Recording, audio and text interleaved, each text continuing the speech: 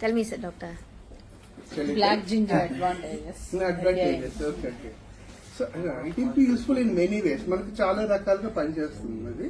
So cell లెవెల్లో blood లోపలికి వెళ్ళి బ్లడ్ లో ఉన్న ప్రతి సెల్ ప్రతి కణాన్ని రిపేర్ చేస్తుంది. సో దీంతో ఏమవుతుందంటే ఉన్న సెల్ కాస్త రిపేర్ అవుతుంది, కొత్తగా పుట్టే కణాలు ఆరోగ్యంగా పుడుతుంది. దాంతో ఈ రక్త కణమే మన బాడీ మొత్తం వెళ్తుంది కాబట్టి అన్ని ఆర్గాన్స్ కు చేరుతుంది.